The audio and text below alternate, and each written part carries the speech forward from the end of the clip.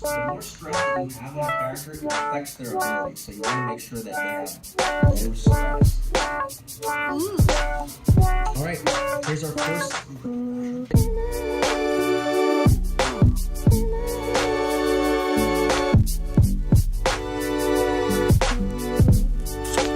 Good morning, YouTube. It is Monday, March 6th. Decided to do a little bit of work over in this station instead of back there in my corner. Got enough work to do today where I felt like I needed two systems.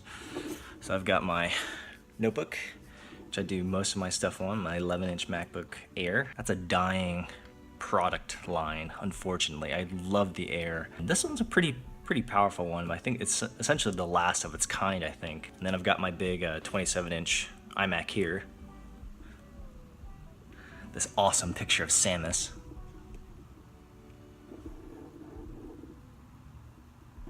Oh man, she's so cool. Yeah, so got a big day.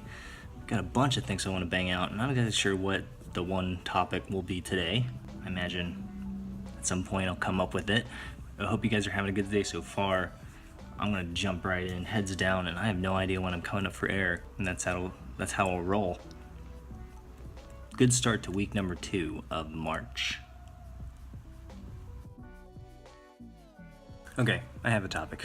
So Kurt Williams, longtime digital friend of mine and reader of my blog, sent me an article about Uber, and for those who don't know, Uber's going through a little bit of trouble, especially in regards to their operations, their culture, their leadership. Kurt asked me very candidly why I hadn't written nor talked about the issues of leadership and culture, as that's been a big part of what I write about, because I really believe that there's a lot to be said about it, and there's a lot that I still need to learn on in terms of how to become a good leader. But 2 articles, which I guess I'll link below. One is just about how the CEOs and the founders of companies have incredible influence and power over the cultures they build, and that's obvious. And then there's another article around from Fred Wilson, a very well-known VC, who also just talking about it. He says, quote, "The decisions of the founder of the founding team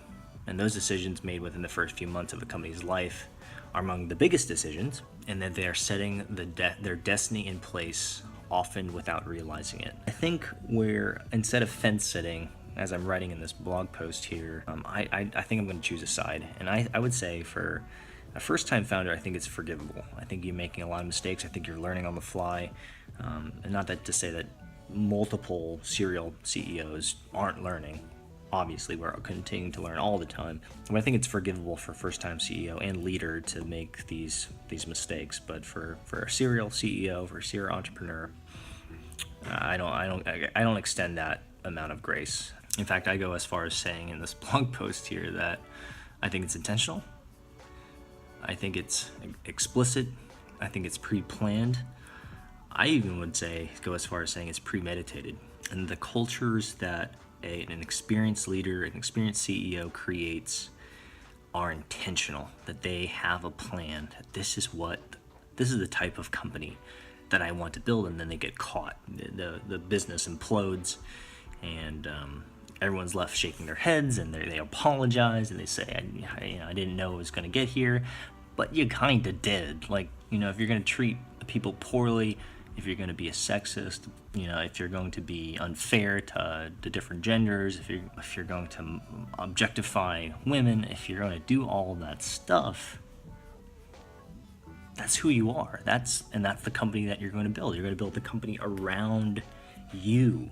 And so as I'm sitting here finishing this post, which is becoming a little bit longer than I hoped, it just got me thinking about my previous companies. I'm now I'm part of a founding team for, I guess this is my 4th company, my 4th serious company. I've had a bunch of different projects and stuff in the past. But I think about some of my previous ventures and the things and the decisions that I made within the first few months, especially within the first year, but really in the first few months became some of the biggest problems for my organization. And, even at the time, I became baffled by the results, baffled by the outcomes.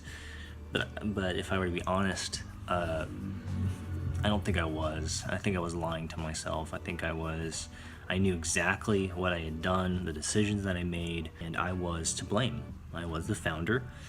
I was the CEO. I was the standard bearer for culture and expectations.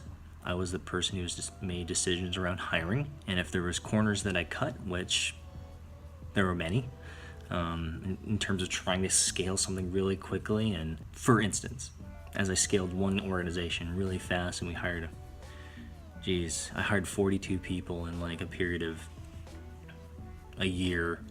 It's like one a week, actually over 100. The amount of diligence that we did on the candidates became shorter and shorter and smaller and smaller and smaller. And we came out fine. Like, everything else worked out, but we had some significant issues with the people that we hired. And again, at the time we were just like, oh my God, how can we have missed this? Whatever. But now it's not a surprise because we took shortcuts. We decided, hey, instead of doing 5, reference checks, we're going to do 1, right? Instead of doing 3 reference checks, we're going to do 1 or whatever our internal metric was. Instead of, doing a full battery of technical fitness, we'll just do 1. I think that'll do, because we were so pressured to hire. We were so pressured to scale, to get people butts in seats, as we say. That was my fault.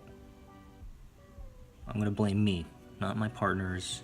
I'm going to own up to my decisions, my mistakes.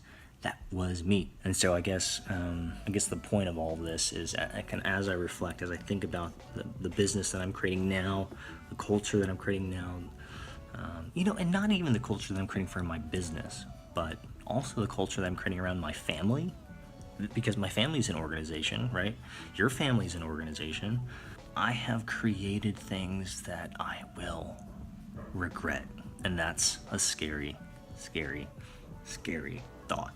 But that there's still time to change course.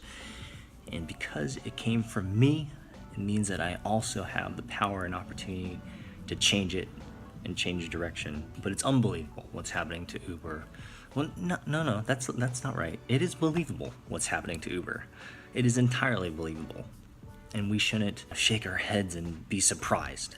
This is not a surprise. The people who knew Travis the best, I'm sure, this is not a surprise. In fact, some of them maybe maliciously happy that this happened. That's terrible as well. That I don't endorse that behavior either. But I think the people who knew Travis well, knew his character growing up, and knew the decisions that he made, the behavioral patterns, was not a surprise.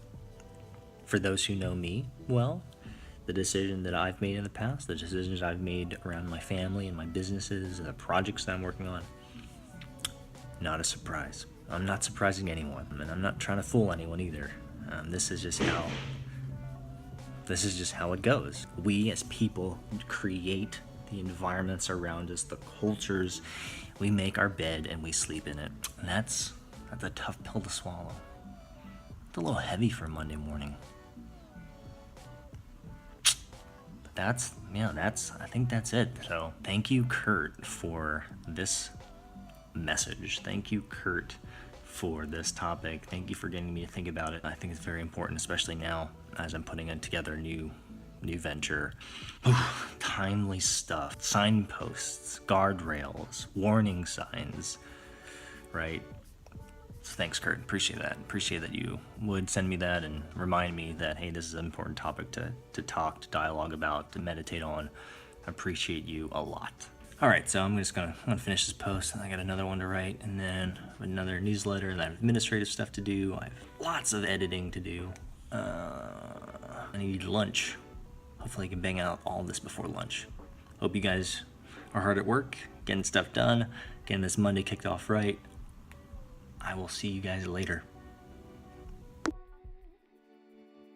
What's up, YouTube? It's almost 5. Hanging out here in the car waiting for my oldest. What is that? Is that a rock? What was My youngest collects rocks, throws them in the car. Put that right there. Just hanging out, waiting for my oldest to finish her homeschool class, and I was editing and putting together the footage you just saw, and I realized that there's a very interesting principle that perhaps you can be thinking about and apply beyond the leadership principles and around culture. But it's interesting. So I wasn't sure what topic I wanted to chat about today, and as I've shared with you before, I don't really worry about that. I just know it's going to happen. I'm gonna encounter something that inspires me, or at least seeds some point of contact for some content. Many different on-ramps to inspiration. One of them was just starting to do work. Was the moment I shut off the camera and started jumping into my day and writing and doing email and writing code and whatever, like instantly I was hit with something while I was working, and I just had enough wherewithal to stop for a moment and say, hey, I probably could expand on this via video a little bit more. And so the principle here to extract is, if you lack inspiration, sometimes you just need a little bit of perspiration. In other words, if you lack a little bit of inspiration, maybe the best thing to do is just to start working. Just put your head down, start moving forward, one foot in front of the other, and things just happen. Because wherever you are, whatever you see with where you're standing is not the right place. And so you move a little bit forward or backwards or left and right, you have a different vantage, a different perspective, and suddenly you can see clearly. That dawned on me that how powerful that is. Just putting myself into forward motion is the name of the game for me, is my strategy. Just continue to walk forward, build stuff, do stuff, execute. Anyway, as I was sitting here editing this video, and I'm lying down, by the way, I'm trying to be super casual.